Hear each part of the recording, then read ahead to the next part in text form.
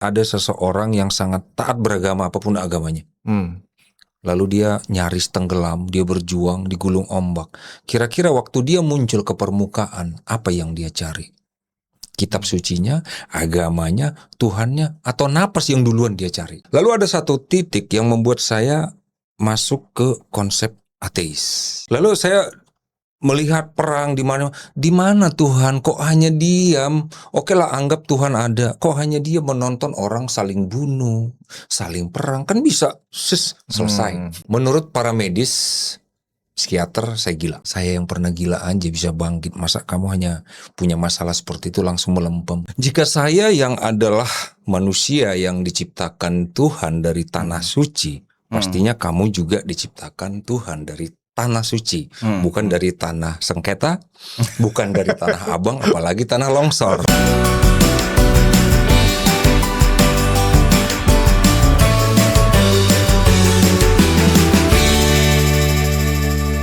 Assalamualaikum warahmatullahi wabarakatuh. Welcome to Wonder Home Podcast. Masih bersama saya Syifa Amin. Dan kita di bulan Ramadan ini memulai podcast kita dengan mendiskusikan satu topik yang sangat menarik. Karena di waktu-waktu seperti ini, yang penuh berkah ini, kita akan agak fokus ke masalah-masalah yang sifatnya batin, spiritualitas gitu ya. Dan kita akan berbincang dengan tamu yang memang praktisi di bidang itu, pakar di bidang itu, namanya Bang Elias Sagala, biasa dipanggil Bang El, pendiri dari Rumah Sehat Nuswantara gitu ya. Gimana Bang El, kabarnya Bang El? Salam, terima kasih Mas Syifa sudah diundang di sini. Ini kesempatan yang luar biasa buat saya. Mengapa luar biasa? Kami dari Bali ke Banyuwangi atau Alas Purwo. Oh, Alas Purwo.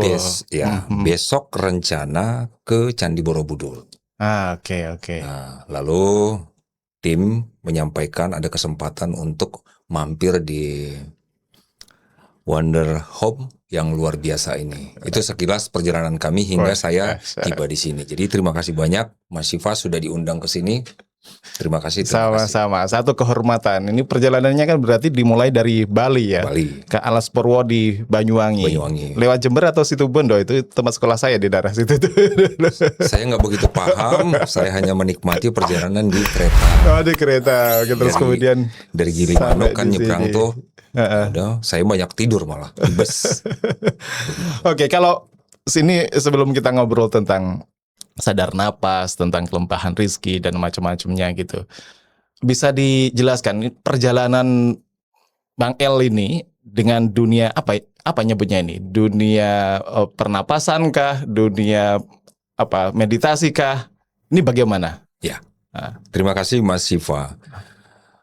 Hidup saya ini wonderful, seperti full of wonders. Menakjubkan karena setelah saya amati, saya sering mengungkapkan ini sekarang. Ternyata benar manusia adalah ciptaan yang luar biasa. Bahkan menurut saya sempurna. Entah di Muslim disebutnya apa itu ya. Nah, mengapa ternyata setiap kita adalah tumpukan tanah yang bukan sekedar bernapas. Nah ini, jadi walau saya tidak pernah mengaku sebagai spiritualis, karena buat saya spiritualis itu udah kasta tertinggi dalam perjalanan manusia. Bukan mau merendahkan yang lain. Dari komunitas atau dari agama apapun bisa mencapai itu. Keterhubungan dengan Sang Maha. Terserah kita sesuai keyakinan masing-masing menyebutnya apa. Kalau di Hindu disebutnya Dewa, Mahadewa, dan yang lainnya. Kalau di Muslim Allah, di komunitas atau di agama lain Tuhan, atau apapun itu. Nah, setelah saya jalani perjalanan ini, setiap kita terhubung dengan Sang Maha. Saya sering bercanda menyebutnya begini, Mas Syifa. Jika saya yang adalah manusia yang diciptakan Tuhan dari tanah suci, pastinya kamu juga diciptakan Tuhan dari tanah suci, bukan dari tanah sengketa, bukan dari tanah abang, apalagi tanah longsor. Karena sejatinya segala sesuatunya adalah energi. Tuhan atau Sang Pencipta memenuhi alam semesta ini, mendesain, membuatnya sedemikian rupa sehingga setiap kehidupan itu adalah miliknya. Setiap kehidupan itu adalah Sang Maha atau Sang Pencipta. Nah, itu tadi berasal dari kata wonder sesuai dengan Nama Wonder Home, iya, wonderful. nama Wonder Home itu. Kehidupan ini menakjubkan buat saya. Hanya orang-orang yang belum memahami bagaimana dia didesain, diciptakan oleh Sang Pencipta yang menyebut hidupnya sengsara, penuh masalah, Samsara. tragis dan lain sebagainya. Apakah Sang Pencipta membuat alam semesta ini atau kita dengan cara lotre, bermain dadu, tebak-tebakan, kebetulan buat saya enggak. Bukan by accident ya. Ya, segala sesuatunya tertata dengan sangat baik. Kita yang hanya manusia biasa, biasanya seperti kami, mau ke Bali, semuanya direncanakan dengan sangat baik. Masa Sang Maha menciptakan manusia asal-asalan? Nah, ini pencarian saya. Oke. Sekarang usia saya berjalan 51 tahun. Pencarian saya itu sampai akhirnya saya menyerah, pasrah dalam tanda kutip, itu di sekitar 6 tahun lalu. Berarti sekitar 6 tahun umur lalu. ya 44. Oke, itu kalau itu kan gini, biasanya perjalanan orang Indonesia pada umumnya lah ya. Begitu lahir kan punya agama yang Betul. diwariskan dari orang tua, Ya. karena semua orang tua punya agama. Betul. Gitu. Terus kemudian agama itu biasanya kan ada seperangkat aturan, seperangkat dogma yang harus diyakini, yang harus diikuti dan segala macam. Kan tidak tiba-tiba sadar, iya. saya spiritualitas saya seperti ini nih, kan nggak begitu gitu. Betul. Nah, sebagian kadang dalam perjalanannya ada yang terus dengan perjalanan keagamaannya, ada yang sedikit kecewa, protes, kok begini ya, nggak seperti yang seharusnya saya jalani ya, kan gitu. Ada dalam tanda kutip kekecewaan. Dalam kekecewaan itu ada yang masuk ke dimensi yang lebih dalam spiritualitas, ada yang mungkin udah saya nggak usah praktek agama, ada yang ekstrim ke arah sana gitu. Lari gitu ya. Lari gitu. Nah, kalau Bang Agama menjalani Bang El menjalani periode evolusi keagamaan seperti itu atau gimana awalnya? Tepat Mas, tepat. Jadi saya di kehidupan saya basic keagamaan saya Kristen dan Kristen yang sangat lumayan keras dalam dogma. Puritan gitu. Ya, artinya hanya agama kita yang benar. Oke. Kira-kira begitu ya. Sebetulnya saya dari kecil itu bertanya, cuman karena masih anak-anak, ya udah manut aja. Toh belum bisa memahami. Nah, saya tekun. Tekun dalam artian di komunitas atau di agama kami itu setiap umat dalam tanda kutip wajib memberitahukan ke orang lain, ke agama lain, ke manusia lain supaya dia masuk ke agama kami. Nah, ini satu instruksi atau dogma yang diajarkan. Saya tidak menyebutnya salah, saya juga tidak menyebutnya benar, tetapi itulah yang diajarkan. Kita bukan mau membahas asalnya dari mana. Saya ikuti itu dari kecil. Dari kecil, karena orang tua saya pun menerima itu sebagai satu kebenaran. Lalu melakukannya. Apapun kegiatan tujuannya ke sana. Memindahkan orang lain ke agama kami. Ya, missionary, dakwah. Ya, gitu, betul, dakwah. Pokoknya yang tujuannya kita mau berbuat baik itu supaya orang pindah. Ya, dalam satu sisi ya oke-oke aja, benar-benar aja, ya kan. Sama kayak di bisnis juga ya, maunya kita semakin banyak orang yang membeli. Ya wajar-wajar aja. Jadi yang saya sampaikan di sini bukan tentang benar salahnya. Nah, saya pernah bahkan sangat lama ada di sana. Bahkan saya dulu itu sangat ekstrim bilang selain dari agama yang saya anut semua salah. Tapi di kedalaman saya berontak. Lalu berubah lagi sampai saya menjadi universalism karena ada satu kejadian. Ada satu kejadian waktu itu walau saya ekstrim dalam keyakinan, tetapi untuk berbuat baik itu saya selalu cukup aktif tanpa melihat dia agamanya apa atau siapa dia. Nah, setelah saya semakin dewasa, semakin menyadari apa iya hanya agama saya yang paling benar. Saya menalar karena saya paling suka dengan cara berpikir logik. Nah, walau logik ini bukan satu ukuran, logika saya belum tentu sama dengan logikanya, udah pasti nggak sama dengan logikanya Nikola Tesla atau Albert Einstein. Jauh kan? Mereka jauh di atas. Ya. Nah, lalu saya bertanya-tanya, apa iya Tuhan berubah? Agama saya kan baru adanya di tahun sekian. Lalu agama sebelumnya ada ribuan tahun sebelumnya. Hmm. Masa iya Tuhan berubah? Hmm. Shifting atau menyesal agama yang dulu itu ternyata kurang sempurna, lalu agama yang sekarang itu pola saya ya, cara berpikir saya. Akhirnya saya temukan manusialah yang semakin upgrade memahami ketuhanan. Walau sekarang ini saya simpulkan begini Mas, Sang Maha jika dipahami udah bukan Maha. Bagaimana mungkin saya menciptakan tumbler ini lalu saya minta dia memahami saya? Sayalah yang memahami dia. Kebutuhannya apa? Karena saya tahu sampai kalau di manusia sampai ke DNA, mitokondrianya, quarks dan lain sebagainya, sang penciptanya tahu. Penciptanya nggak akan mungkin bisa memahami yang menciptakan dia. Apa ciptaannya ini nggak mungkin Ciptaannya memahami ini. secara full gitu ya? Masa iya saya ciptakan tumbler ini lalu saya suruh dia memahami saya? Untuk apa juga? Sayalah yang perlu memaintain dia agar dia tetap berjalan sesuai dengan sistem yang saya buat. Sama seperti kamera, handphone, laptop dan segala. Pembuatnya lah yang mengerti bagaimana si handphone itu supaya bertahan lebih lama. Bukan handphonenya yang memikiri si pembuatnya. Ini secara logika saya. Nah, logiknya Mbak El.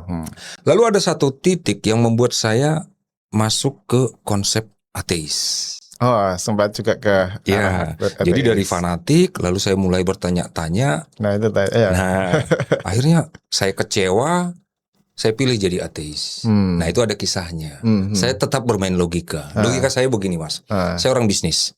Oh, orang backgroundnya bisnis. Backgroundnya bisnis, furniture. Nah, pernah buat sepatu, furniture. Jadi untuk di furniture biasanya saya akan begini. Wah, ini kurang rapih nih. Kalau di saya, benerin dulu baru dikirim. Saya nggak akan mau mengirim produk itu dari sayanya aja udah nggak mau terima, lalu tetap saya kirim. Oh no. Konsep saya di situ itu asal muasal yang membuat saya memilih jadi ateis. Kenapa Mas? Banyak kan bayi lahir dalam keadaan cacat. Dalam keadaan tidak sempurna Tidak gitu sempurna. dari sudut pandang kita. Oke, kalau mungkin hanya jarinya, tapi kalau otaknya nggak berfungsi dengan baik dia lahir, buat saya itu produk gagal. Tuhan kan seperti diajarkan di agama, Tuhan kan maha tahu, maha kasih. Di mana Tuhan waktu sebelum sel sperma, sel telur bertemu? Kan tahu dong sebelumnya bahwa itu nanti akan hasilnya seperti ini lahirnya. Seperti itu. Saya membayangkan setelah saya punya anak itu, anak saya sakit aja, itu saya peluk. Pindahkan sakitmu ke aku. Papa lebih kuat dari kamu yang masih belum mengerti apa-apa. Mendengar tangisannya aja saya nggak kuat. Saya bermain logika saya ya kembali. Logika saya yang saya pakai. Lalu Tuhan di mana? Aku manusia biasa aja nggak tega melihat ada anak orang. Aduh, kasian banget ya. Seumur hidup mereka orang tuanya akan menanggung itu. Kalau kuat bagus, kalau nggak kuat stres sampai hari tuanya. Lalu setelah orang tuanya meninggal, anak itu kemana? Itu logika saya. Pertanyaan-pertanyaan yang nggak terjawab. Saya tanya ke orang nggak terjawab. Jadi ada yang menjelaskan dulu reinkarnasi. Enggak, reinkarnasi saya nggak terima. Waktu itu. Enggak, berarti Tuhan nggak ada. Kehidupan ini berjalan ya begitu aja. Mekanik gitu ya. Iya, ya udah dengan begitu aja. Ya udah nasibnya itu terimalah. Nah, berarti Tuhan nggak ada. Ini konsep saya. Lalu saya melihat perang di mana Tuhan kok hanya diam. Oke lah, anggap Tuhan ada. Kok hanya dia menonton orang saling bunuh, saling perang, kan bisa selesai. Diubahkan hatinya, pikirannya. Lalu Tuhan kok hanya diam. Nah ini berkecamuk, akhirnya saya bilang Tuhan gak ada. Karena semuanya berjalan ya sesuka-sukanya manusia. Ya nasibnya dialah anaknya cacat. Nasibnya dialah dia tabrakan dan lain sebagainya. Itu sampai akhirnya COVID datang. COVID ini kemarin ini? Iya. Jadi saya buka Facebook, saya rajin menulis dulu hanya pemikiran-pemikiran. Lalu saya lihat link undangan meditasi. Karena saya udah berkonsep ateis saat itu, meditasi itu buat saya ya kalau dulunya diajak meditasi, itu kan Buddhis. Enggak, saya nyembah patung ntar. Atau saya kan bukan Oke. dukun. Biasanya kan kalau di negeri kita yang meditasi itu kan ya supra perdukunan dan lain sebagainya. Tapi karena konsep saya sudah ateis, saya apa aja itu saya olah menjadi ilmiah atau logika. Waktu itu saya udah nggak berpikiran bahwa meditasi itu sesuatu yang terlarang dan lain sebagainya. Begitu mulai meditasi, berdoa, disampaikan berdoa sesuai keyakinan masing-masing. Loh, nggak ada yang Keyakinan saya salah apa? dong. Nggak ada yang salah dong gitu ya. Nah, mulailah saya tekuni, lalu disampaikan di waktu itu kan begitu saya klik link undangan itu masuknya ke grup WhatsApp. Lalu mereka membicarakan energi, lalu melalui meditasi bisa sembuh. Saya cari sampai ketemu Eyang Titik Puspa sembuh karena setelah tekun meditasi. Oh, yang Titik Puspa artis senior almarhumah. Nah, ini berbalik lagi nanti, jadi sekitar dari tahun 2000 Mas, fisik saya melemah. Fisik saya melemah, semakin melemah. Tapi ya maklum saya dari kampung, fighter yang biasa berjuang ke Jakarta, saya nggak menyerah langsung. Ya udah saya sakit, tolong dong bantu, enggak. Saya berpikir selama otak saya bisa saya optimalkan, saya bisa hidup. Oke, secara fisik saya nggak mampu. Lalu saya buat sistem. Nah, disinilah yang menjadi pemahaman saya akhirnya, menurut saya ya, bagaimana sang semesta mendesain alam semesta bahkan tubuh kita. Ada sistem. Nah, saya buatlah sistem di usaha, saya buka bisnis, saya latih orang untuk menjalankan ide-ide saya. Saya hanya banyak di rumah. Tetapi fisik saya semakin melemah, semakin melemah. Untuk bicara begini aja Mas, saya nggak mampu. Oh ya? Iya. Nah, kalau saya tahu masa depan, itu waktu itu saya bilang, kalau saya tahu masa depan fisik saya semakin melemah, saya nggak akan menikah. Karena istri saya cantik, seksi, lalu saya anggurin. Kan kasihan ya. Anak saya udah ada 2. Wah, kalau saya tahu fisik saya akan melemah, saya nggak mau punya anak, kasihan. Besok mereka akan merasa haus, nggak menikmati kasih sayang papa ayah. Lalu mereka nggak bisa sekolah, nggak bisa menikmati kehidupan seperti teman-temannya. Saya merasa bersalah. Tetapi ya itu perjalanan. Perjalanan hidup ya. Sampai akhirnya saya lakukanlah itu. Nah, fisik saya semakin melemah, bisnis saya hancur. Bisnis saya hancur, singkat cerita akhirnya saya bilang saya mau fokus pengobatan. Saya waktu itu April 2014, ibu mertua saya bawa saya ke Medan. Katanya ada di sana orang yang bisa menyembuhkan apa aja, penyakit apa aja. Ini belum ketemu yang meditasi tadi? Belum. Ini tahun 2000-an 2014. Nah, saya mulai meditasi itu kan COVID. Maret 2020. Disitulah saya mulai. Itu saya catat, hanya tanggalnya nggak saya catat. Nah, waktu saya terapi di Medan itu, saya malah mengalami hal yang pastinya semua orang nggak mau mengalami itu. Menurut para medis, psikiater, saya gila. Oh gitu. Sudah apa istilahnya saya lupa ya. Bukan hanya mental health problem, tapi ya, sudah betul. ke madness. Betul. Jadi keluarga, teman-teman, sahabat dekat mengaitkan tumbangnya bisnis saya dengan kondisi saya itu. Walau menurut saya, makanya saya heran, kok bisa ya saya gila. Tapi kan pertanyaan lagi, kok sadar saya gila? Orang gila kan gimana bisa sadar gitu. Sadar. Nah, waktu saya entah karena ramuan, jadi itu metode terapinya saya dikasih ramuan-ramuan. Herbal gitu. Herbal. Apa karena itu saya mengalami ya katup otak saya jadi lari? Saya juga nggak bisa memastikan. Ada sekitar 3 hari itu saya benar-benar di luar normal. Jadi yang daya imajinasi saya, visualisasi saya itu sangat menakjubkan.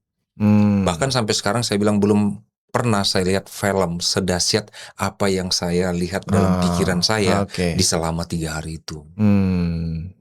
Jadi panjang nanti ini Mas kalau mau panjang ya.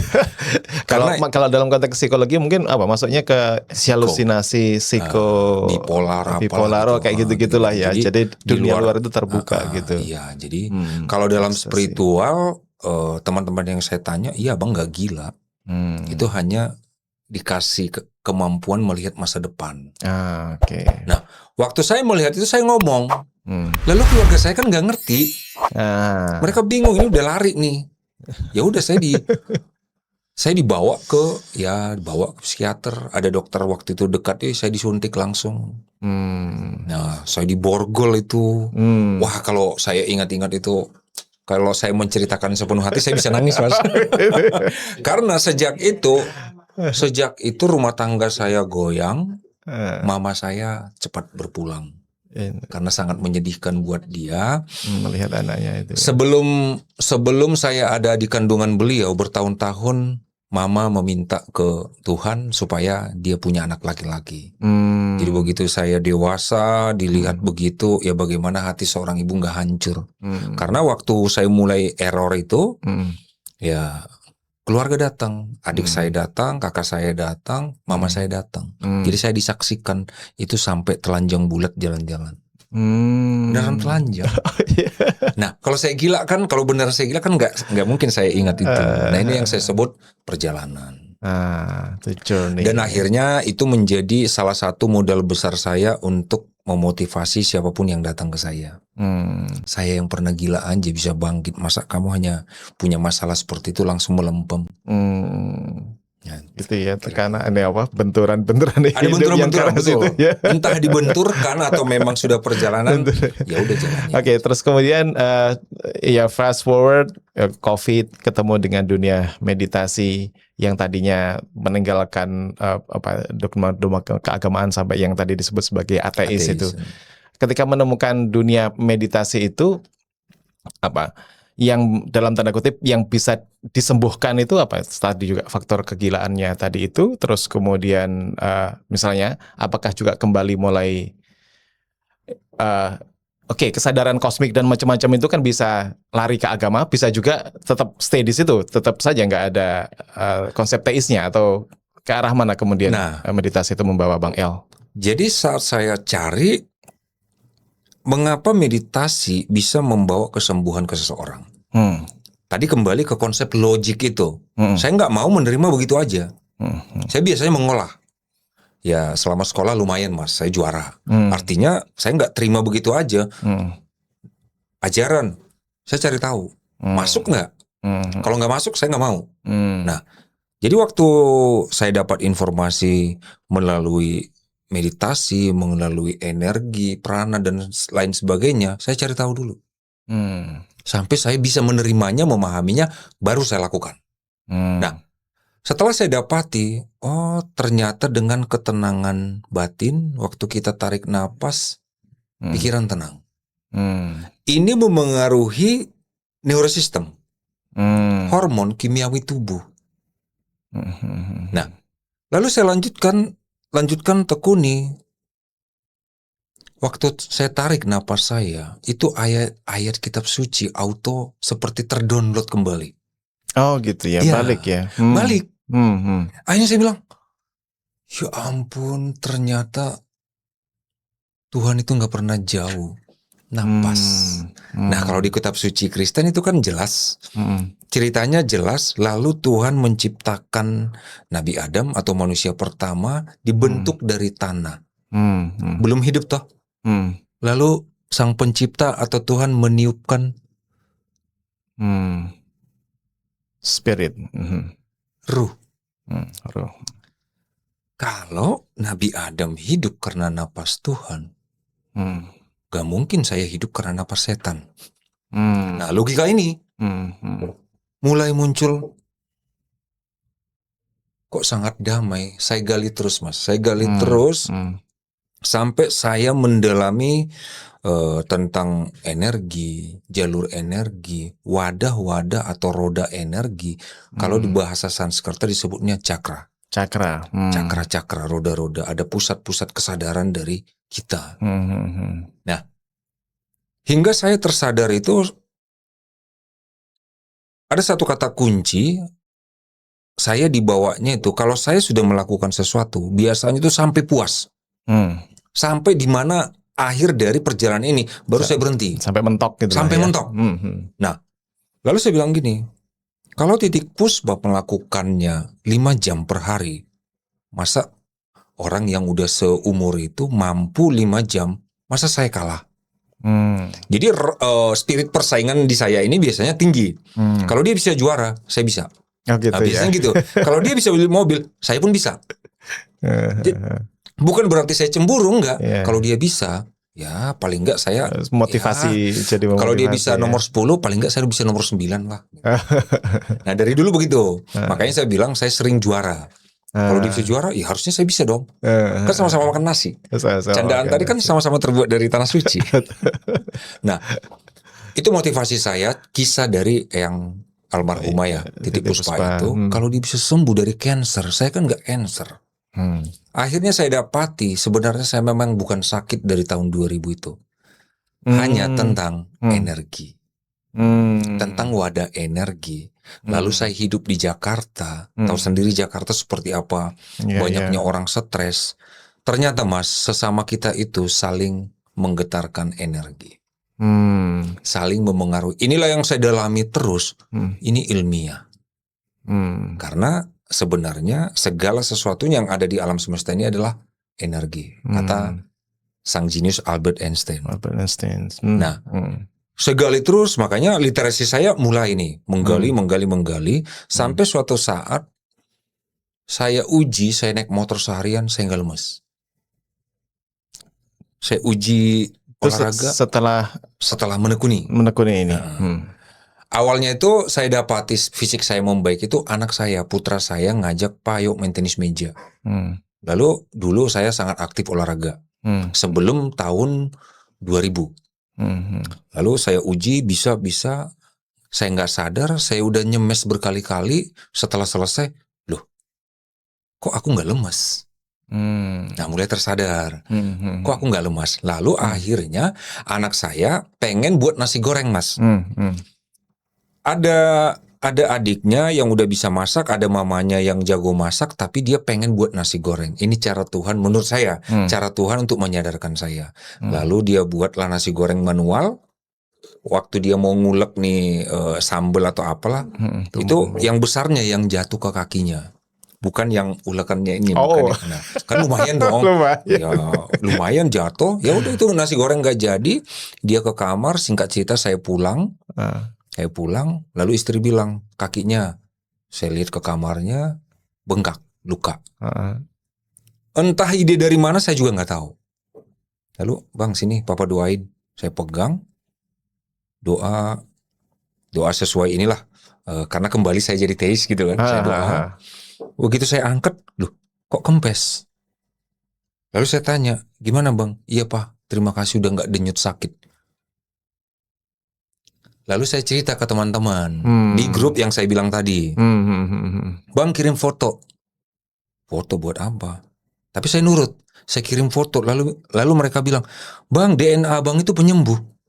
Apaan? Penyembuh? Ya kalau sakit ke dokter. Waktu itu ya penyembuh. Enggak, pas live abang. Pas live. Jadi saya saat itu ya, ada pas live. Benar-benar saya nggak ngerti mereka ngomongin apa. Tapi anehnya saya nurut. Abang itu di masa lalunya itu sebagai resi, sebagai penyembuh. Masa lalu. Enggak, masa laluku itu begini. Saya kontraktor, saya pebisnis. Bukan maksudnya kehidupan sebelumnya. Kehidupan sebelumnya. Emang ada. Oke. Lalu mulai tergelitik, saya ingat konsep déjà vu. Karena saya pernah mengalaminya. Kok aku kayak familiar dengan tempat ini, tapi baru kali ini aku kesini. Lalu saya ingat lagi ada anak yang jago, anak kecil jago main piano, nggak pernah belajar. Orang tuanya pun bukan pakar piano. Iya ya, berarti ingatan masa lalu dia bawa.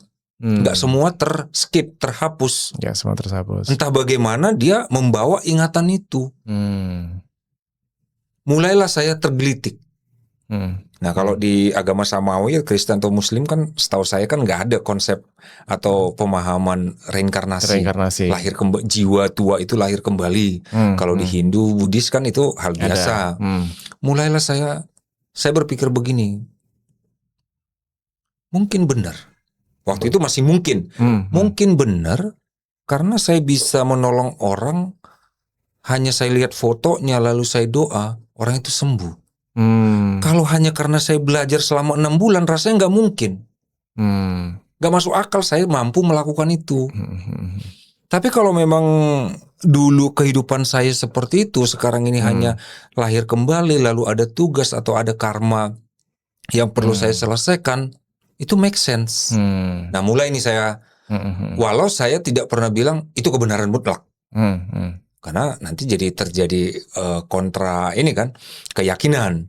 Karena untuk membuktikan itu pun setahu saya sampai sekarang belum bisa dibuktikan secara ilmiah. Ya, Untuk membuktikan bahwa past life itu ada. betul ya. Di luar jangkauan ilmiah sih kalau itu. Kan Betul. kalau ilmiah kan mesti empirik, bisa di trace gitu. Gitu. Gitu ya. Gitu. Tapi sebelum ke arah soal napas dan segala macamnya gitu. Ketika dalam proses belajar tentang meditasi tadi itu, adakah entah literatur yang dibaca atau guru-guru di mana Bang El belajar kepada guru tersebut, atau itu dalam tanda kutip otodidak, pencarian sendiri? Bisa saya bilang otodidaknya sekitar 80%. Informasi 20% itu membuat saya tertarik untuk menggali, lalu saya menemukan. Jadi kembali saya bilang basic saya kitab sucinya Alkitab. Saya pendalam. Bahkan yang saya buku yang saya belajar membaca itu adalah Alkitab. Artinya lumayan tahu saya isi-isinya, makanya saya bilang waktu mulai saya tekuni sadar napas atau meditasi itu bermunculan. Padahal sebelumnya saya bilang itu dongeng. Itu dongeng, nggak usah percaya deh. Teman-teman saya banyak yang jadi ateis sampai sekarang. Karena saya biasa jago menghasut gitu, menarik gitu ya, menarik orang untuk percaya, untuk merubah pikirannya. Belum bisa menariknya lagi ya tuh. Karena begitu saya ngomong mereka ini malah komplain. Gitu. Dulu kamu yang bawa kami ateis, sekarang kamu pindah. Udah saya sekarang ya fokus hanya melayani di RSN. Nah, ada yang membuat saya kembali itu, satunya itu adalah begitu saya tarik napas, itu saya diingatkan. Karena saya suka dulu mendalami ajaran dari berbagai, dari Buddhis, dari Hindu, dari Muslim, walau saya nggak sangat mendalaminya. Lalu saya ingat,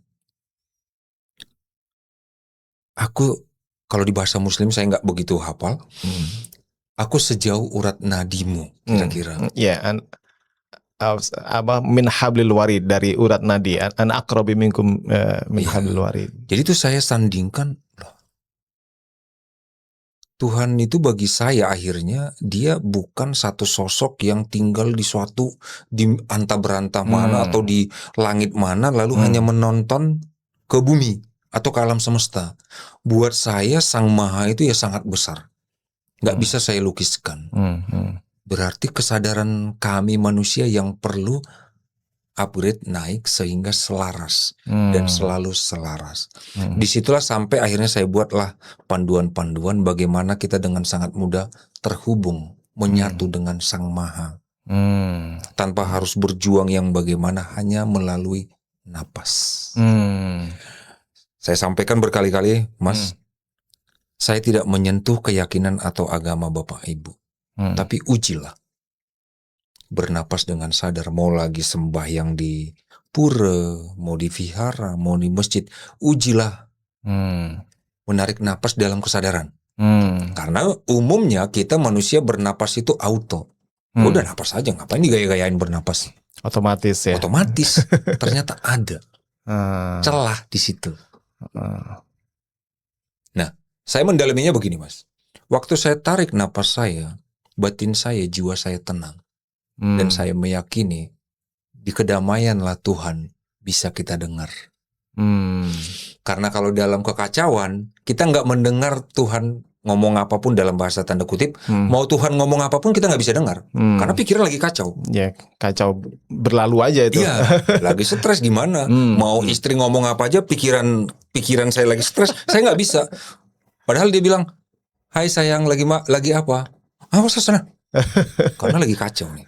Nggak tahu kalau Mas pernah mengalaminya gitu. Ya, kurang lebih sama sebagaimana manusia yang lain. Gitu ya.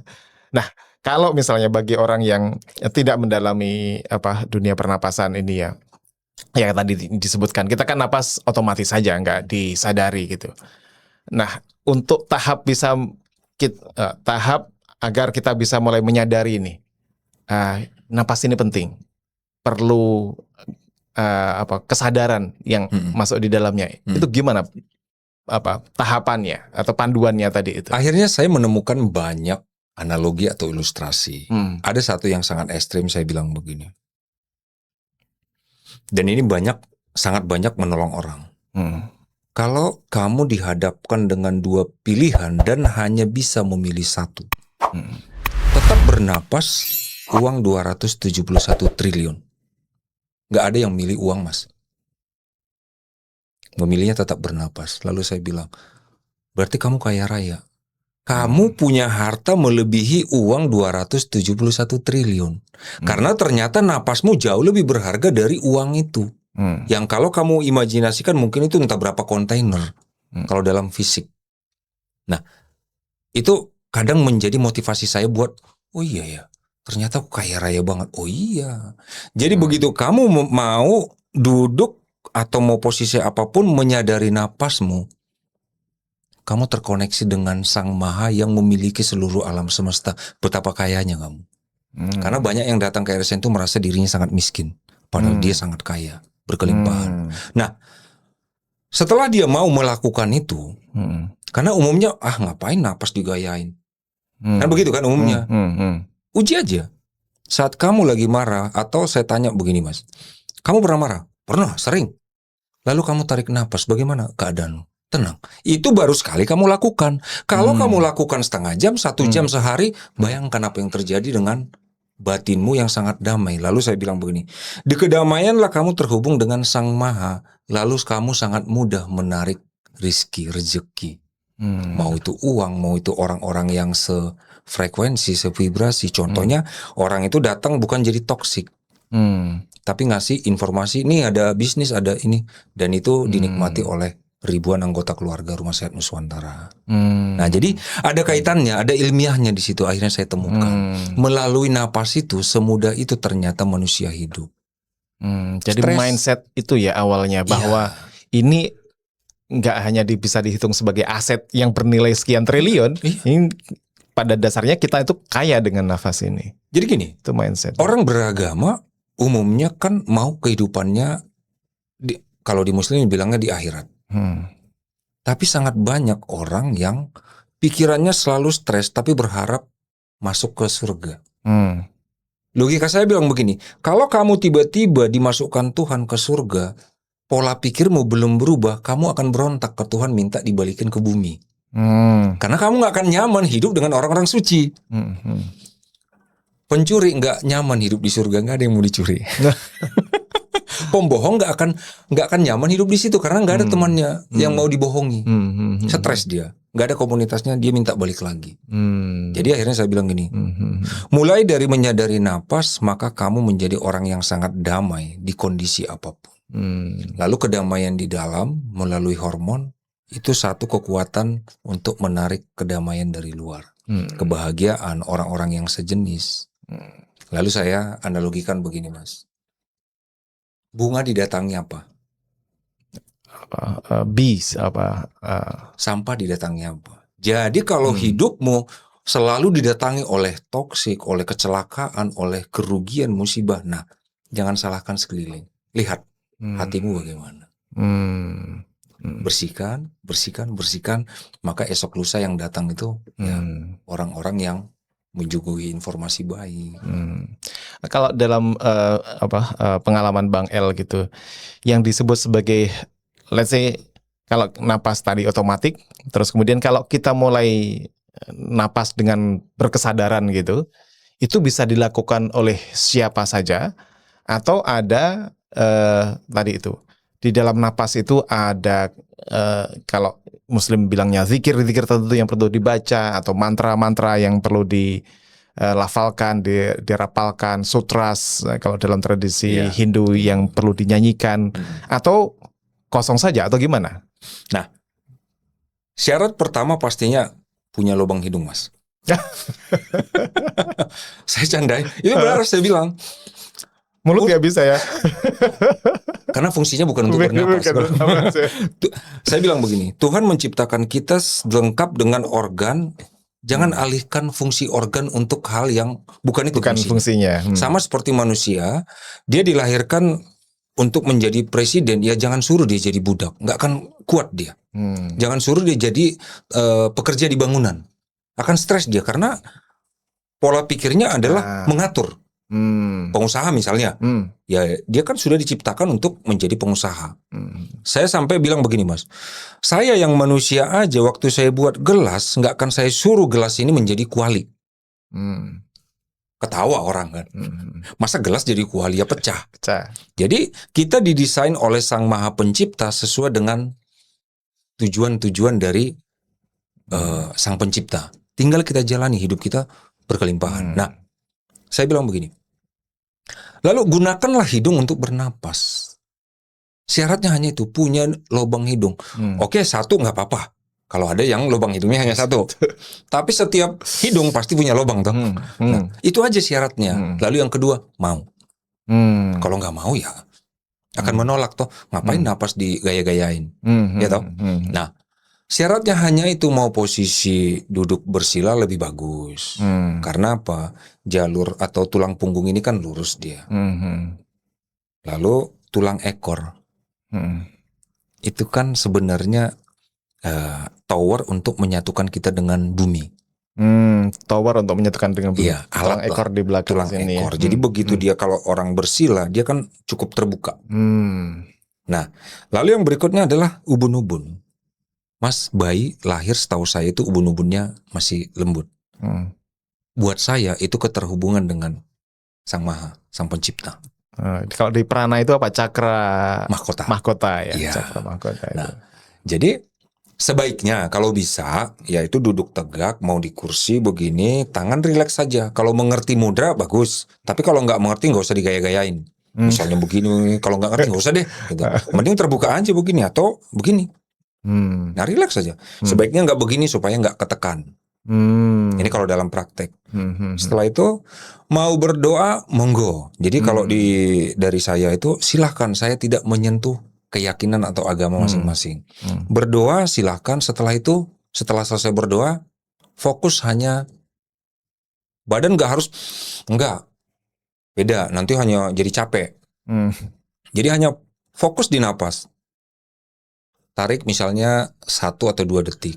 Dirasakan udara yang masuk. Masuk dari hidung? Hidung. Keluar dari hidung lagi atau Keluar dari dari mulut? hidung lagi.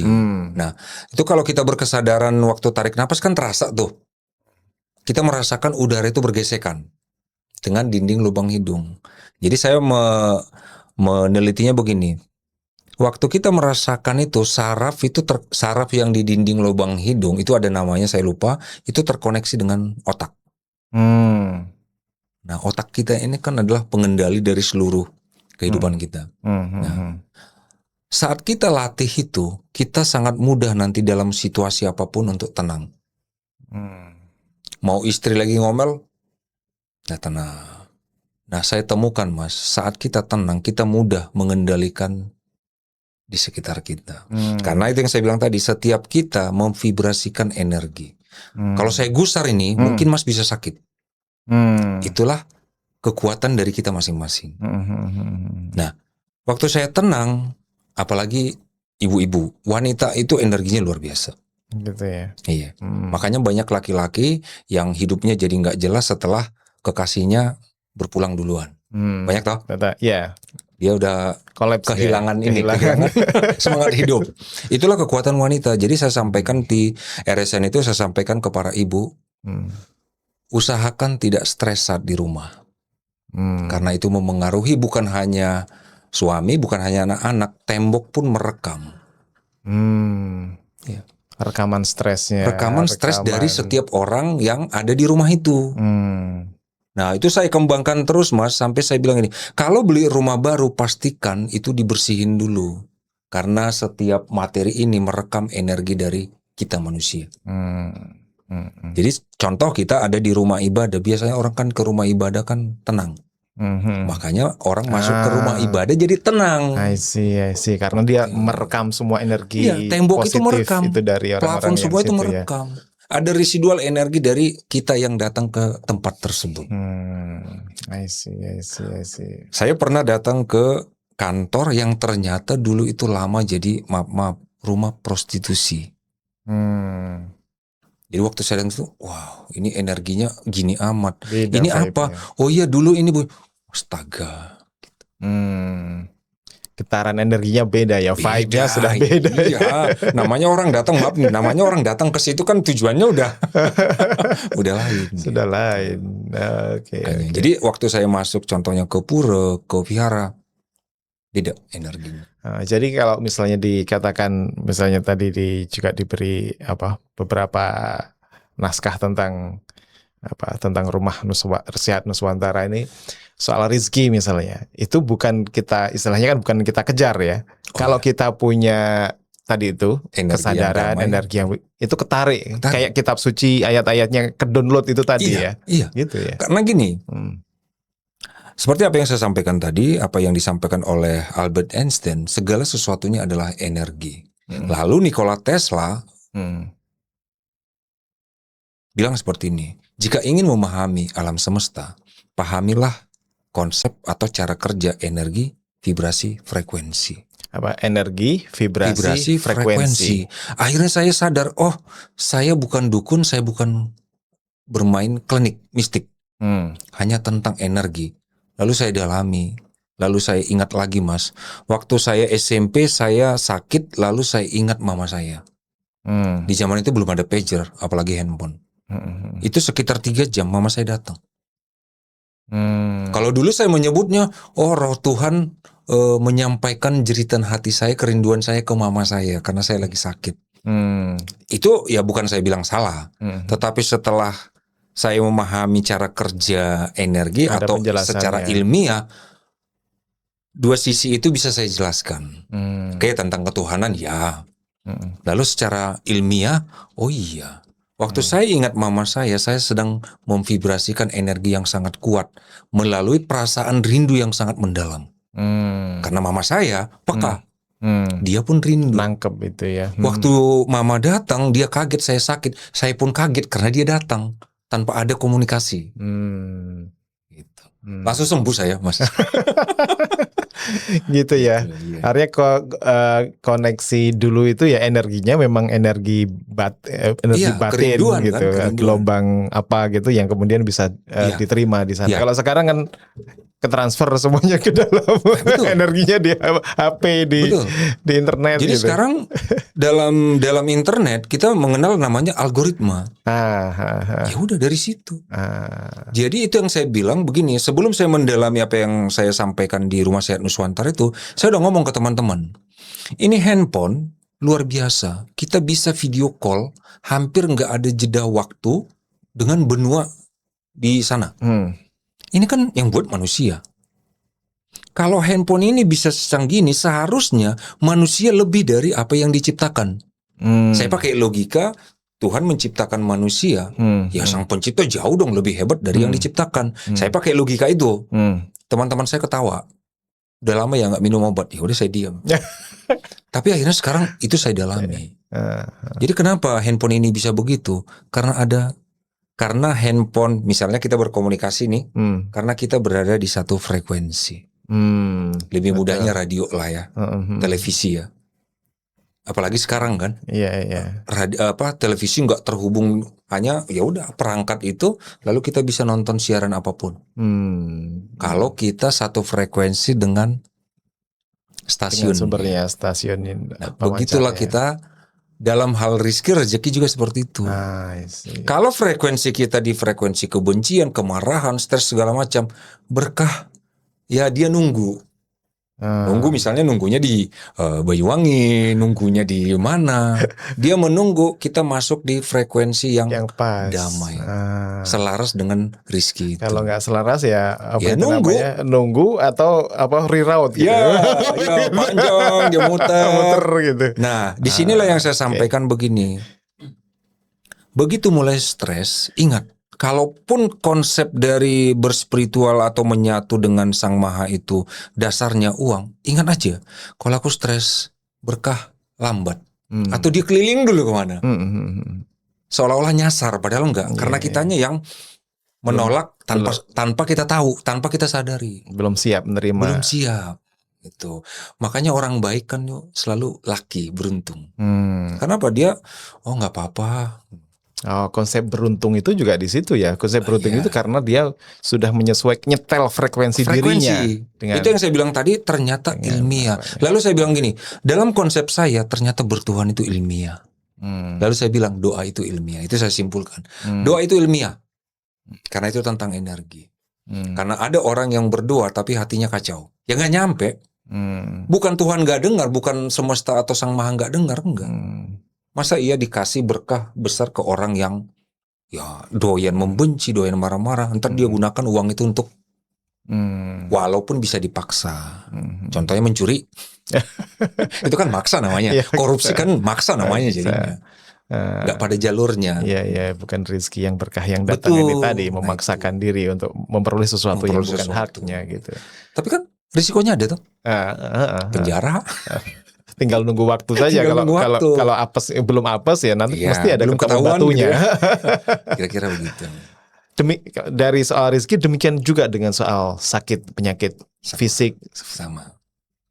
Jadi gini, saya dalami begini. Saat kita mau menekuni napas itu, kalau saya sampai sekarang ini saya sampai bilang sang napas, sang napas, ruh kan. Jadi saya bilang gini, napas oke, ada orang yang menganggapnya sepele, tapi buat saya di napas itulah Tuhan ngasih segalanya sesuai kebutuhan dan perjalanan hidup saya. Saya ada analogi yang sangat ekstrim, Mas. Bayangkan, kita imajinasikan ada seseorang yang sangat taat beragama apapun agamanya.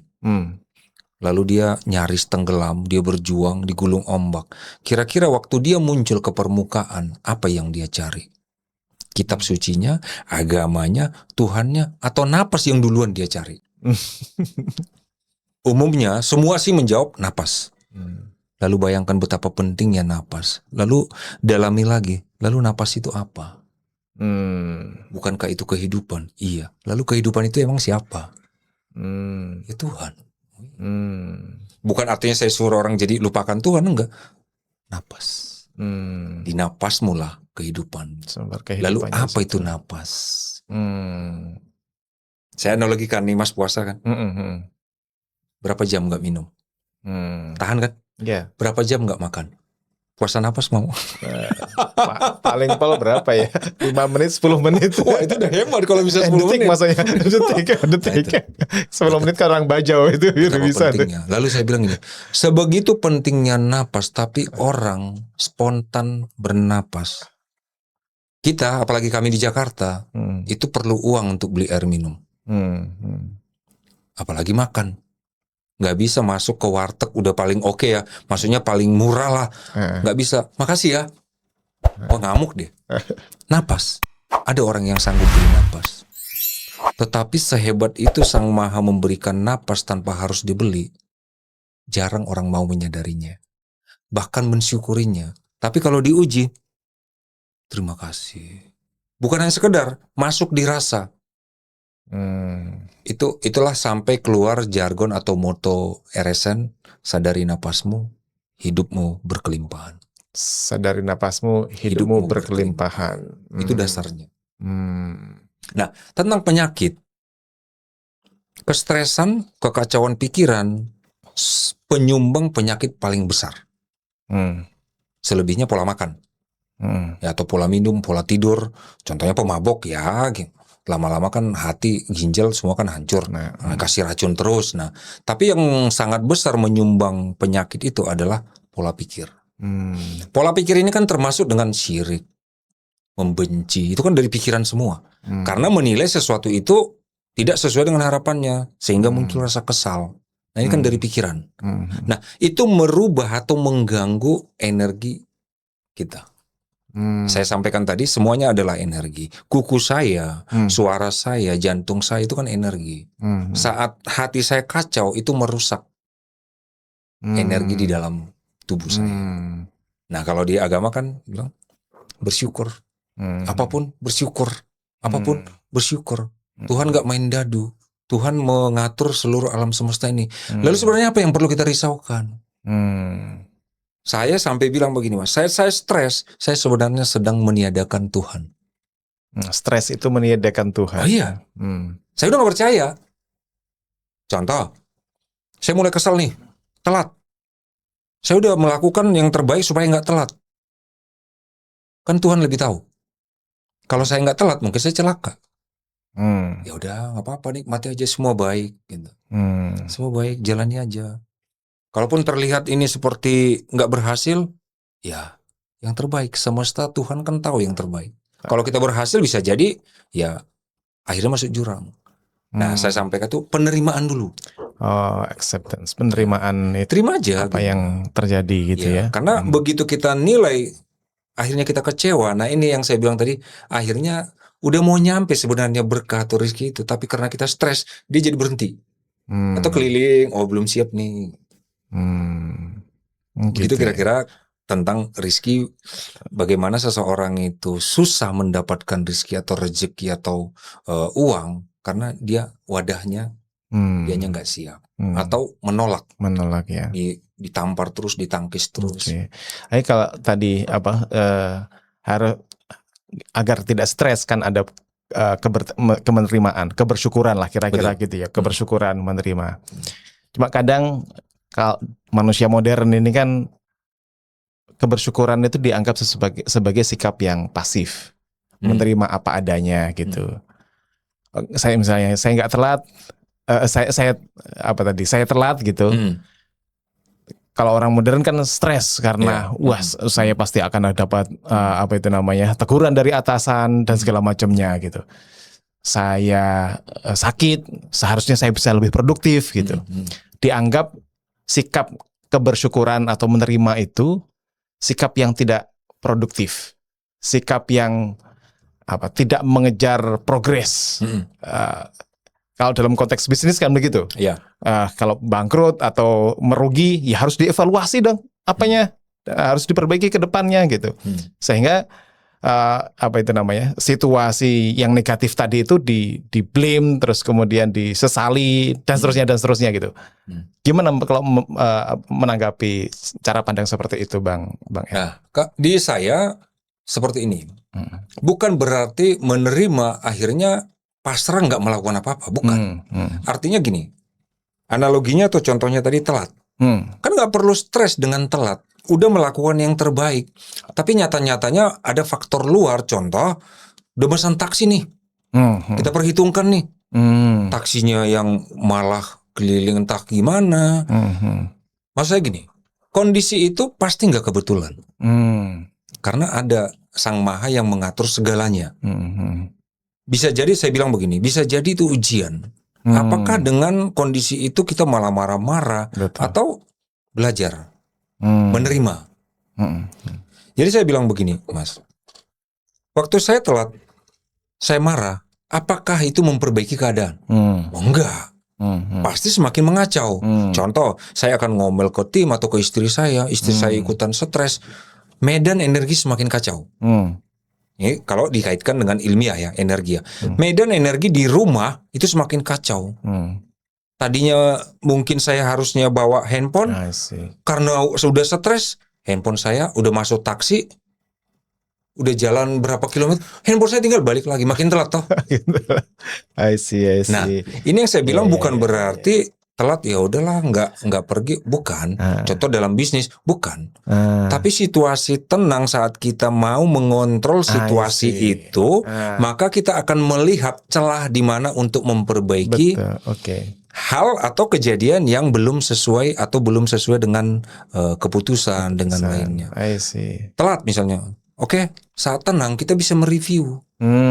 Tapi kalau lagi kacau yang ada kita membuat keadaan itu semakin membara, gelap. Ngomel gitu contoh kayak Mas misalnya pimpinan nih, ngomel, ya tim diomelin ya makin kacau dia. Makin kacau ya.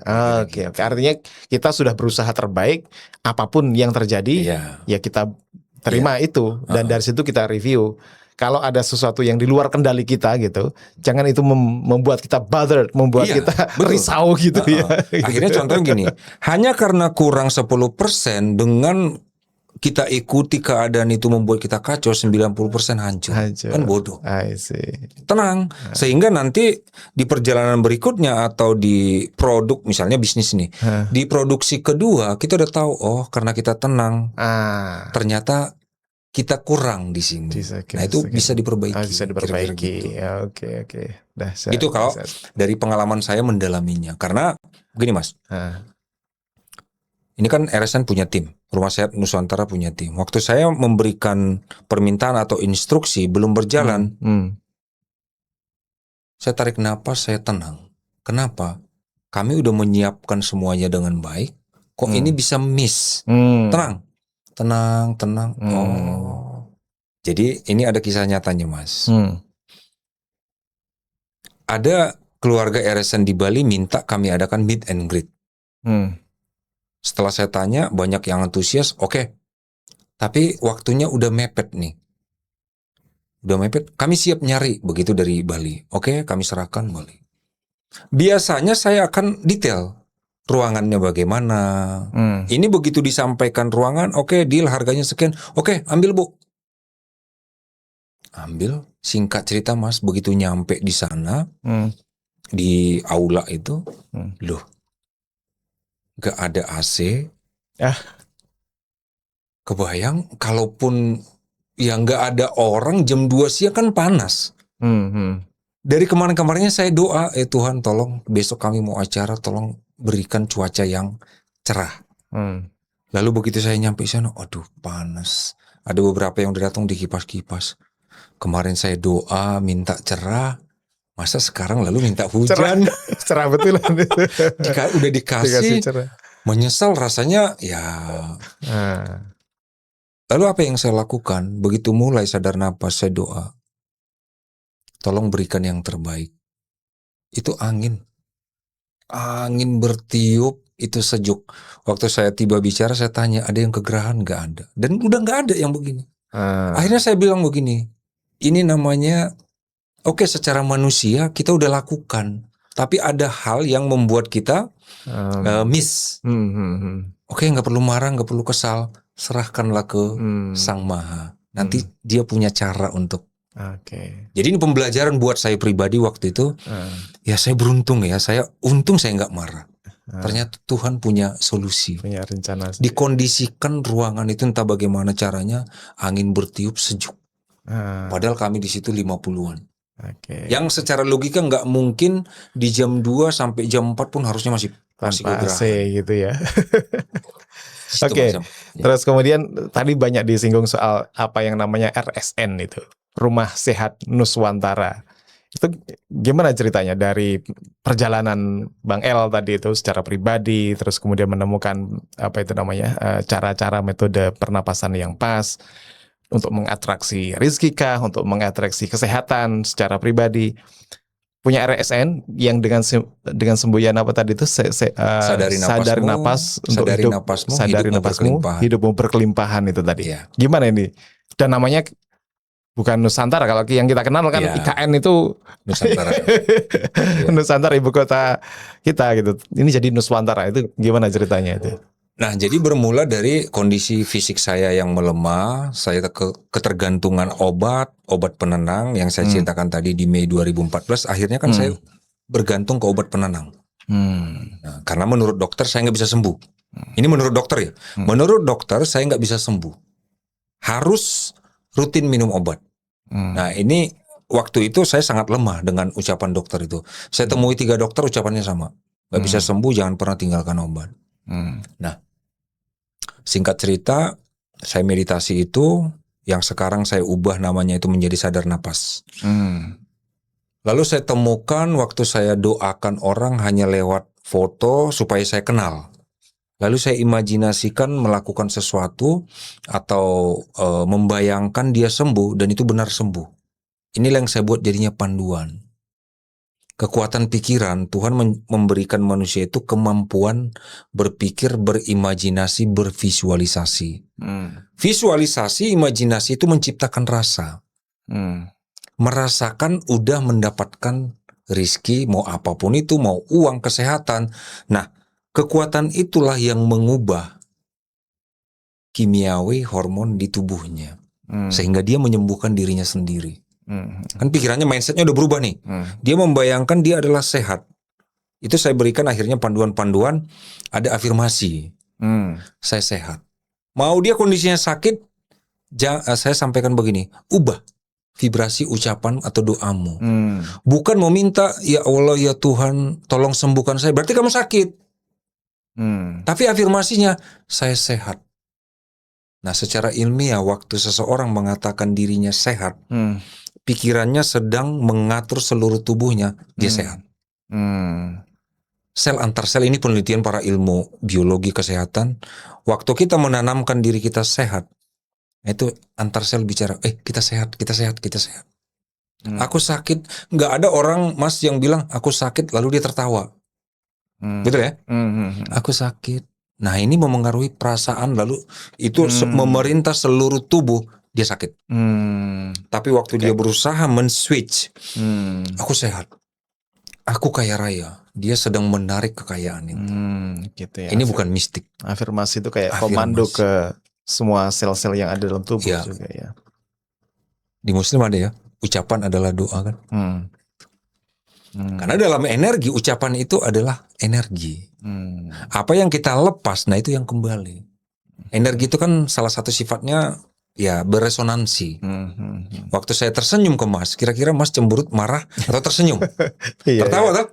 Nah itulah yang disebut, saya pahami tabur tuai. Tabur tuai. Tabur tuai. Waktu saya tersenyum ke Mas, spontan tersenyum balik. Selamat pagi Mas. Pagi. Kan membalas langsung kan? Apaan lo? Bilang enggak. Kecuali lagi error. Nah itu. Gitu jadi semudah itu sebenarnya kita hidup. Ubah aja. Mau lagi jatuh, ya udah bangkit. Enggak kayak anak yang terlalu manja, jatuh guling-guling supaya menarik perhatian. Jatuh ya udah jatuh, bangkit. Sembuhkan. Enggak tantrum gitu ya. Tantrum. Nah, banyak orang dewasa seperti anak kecil itu. Jatuh, cerita kemana-mana, iya aku lagi susah begini. Kira-kira Mas, ada orang curhat ke Mas, Mas aku lagi susah begini, kira-kira Mas akan ceria nggak menanggapinya? Enggak toh? Enggak ya, terbawa dengan cerita dia. Lalu Mas akan memberikan, iya kasihan ya, saling membalas toh. Jadilah dia terus seperti itu. Kalau Mas nggak kuat, pulang cerita lagi ke ibu, iya begini-begini, rumah itu jadi rumah kesedihan. Makanya kalau di Muslim ada toh salamnya, Assalamualaikum.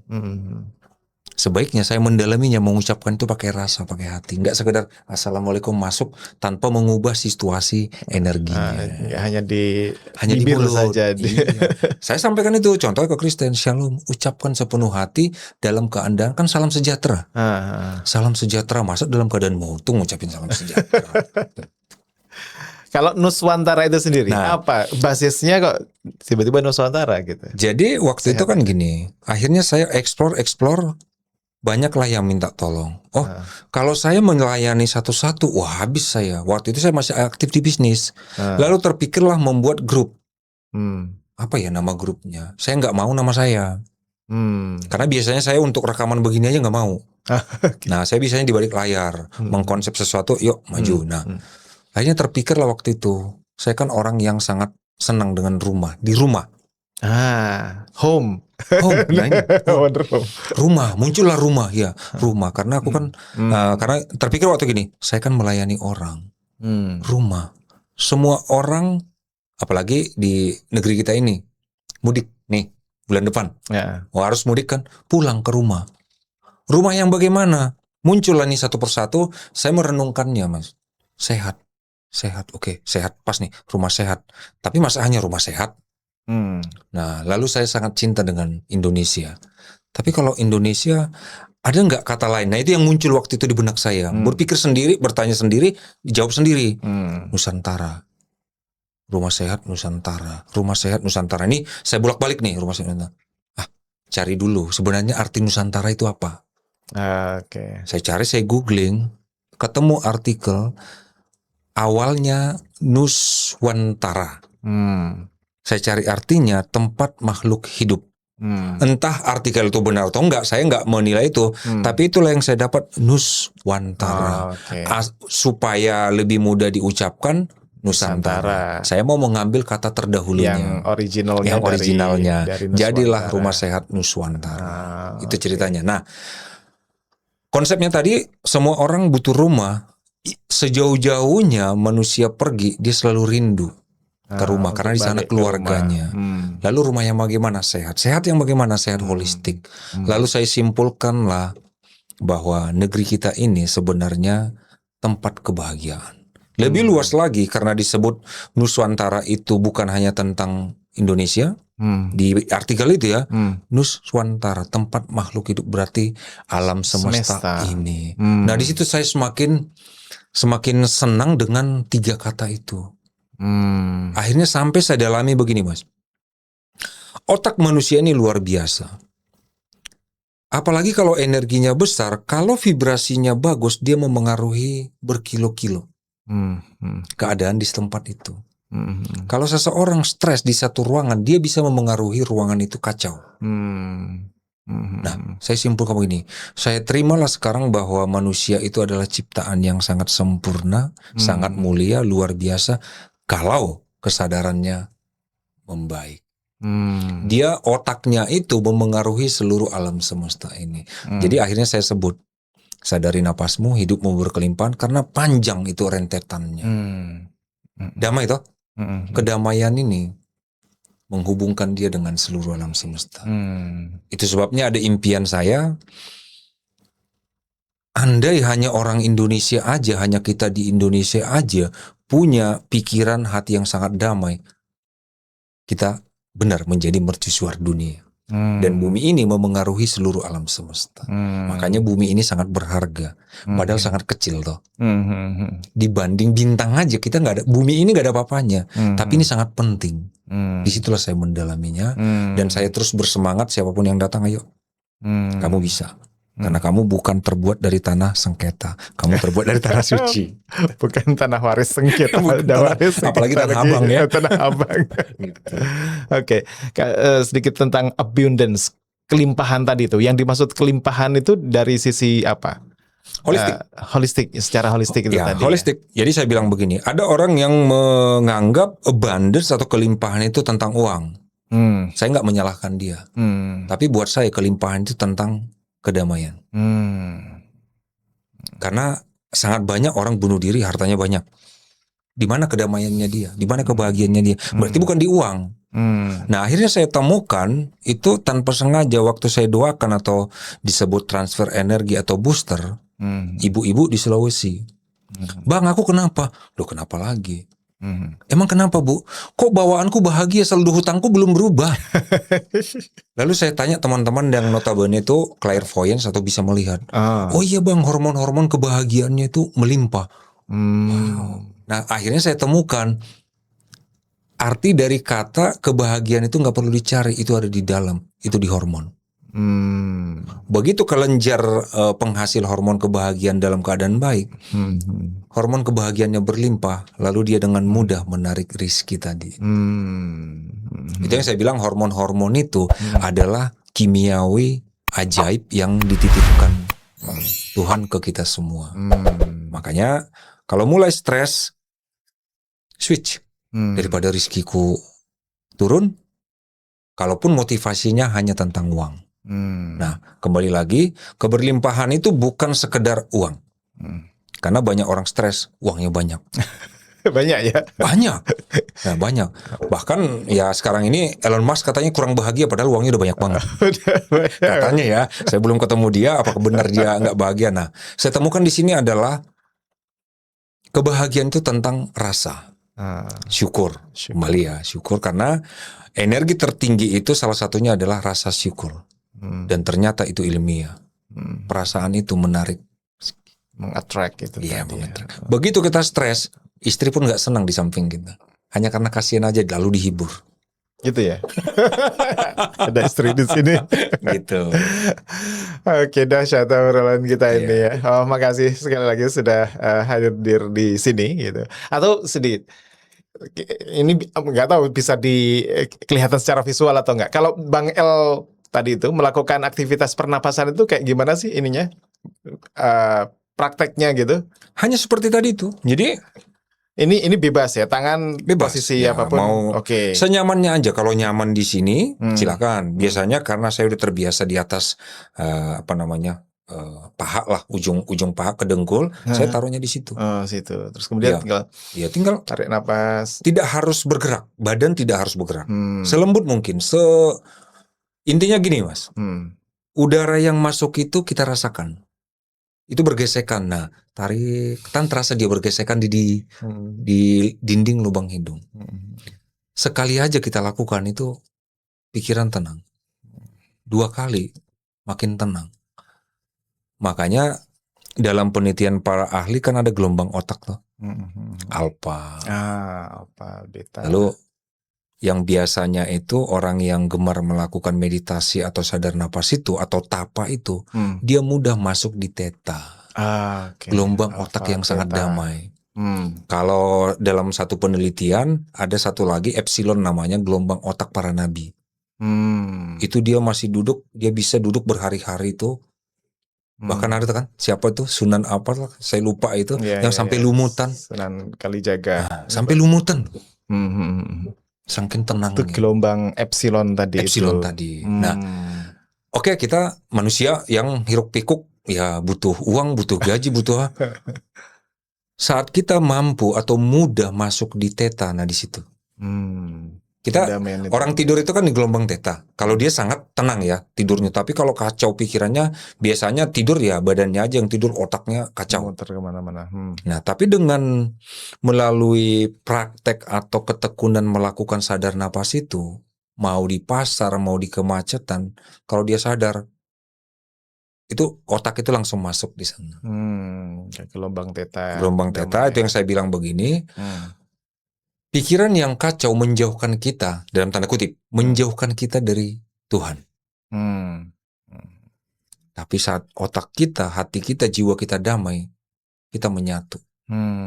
Dalam konsep saya, walaupun sebenarnya kita nggak pernah jauh dari Tuhan, bahkan nggak pernah terpisah dari Tuhan, tapi kesadaran kita lah yang membuat kita seolah-olah jauh dari, seolah-olah jauh. Karena kita merasa terpuruk, merasa hancur, padahal kita terus menyembah. Kalau Tuhan mah nggak kemana-mana. Gitu. Nggak kemana-mana. Hanya kita menjauh nih, kesadarannya menjauh. Seolah-olah Tuhan jadi jauh. Oke. Seolah-olah. Dahsyat. Oke, sekali lagi makasih. Makasih banyak, Mas. Itu tadi kalau damai kita akan terkoneksi bersatu dengan Tuhan. Kalau kacau ya sudah jadi terpisah. Dan sumbernya adalah kalau ada kedamaian dengan kesadaran napas tadi itu ya, napas yang disadari, semuanya teratraksi, semuanya tertarik, terdownload lah gitu, entah rizki, kesehatan, dan macam-macamnya gitu ya. Dahsyat, sukses selalu, Bang El. Terima kasih, Jangan kapok untuk main lagi ke sini. Siap. Siapa tahu kalau kita ke Jakarta nanti juga kita mudiknya ke Bogor, jadi lewat Bogor. Berarti melewati Cipinang. Cipinang gitu. Hanya tinggal keluar di Jatiwaringin. Di Cipinang. Iya. Keluar Jatiwaringin mampir. Baru masuk lagi ke Cawang. Siap. Ya. Makasih sekali lagi. Oke, selamat jalan lagi nanti dalam perjalanan pulang ke Jakarta. Amin. Sukses selalu. Begitu, Wonder Home People, Wonder People, obrolan kita dengan Bang El, mudah-mudahan bermanfaat. Ketemu lagi di kesempatan yang lain. Assalamualaikum warahmatullahi wabarakatuh. Waalaikumsalam. Terima kasih.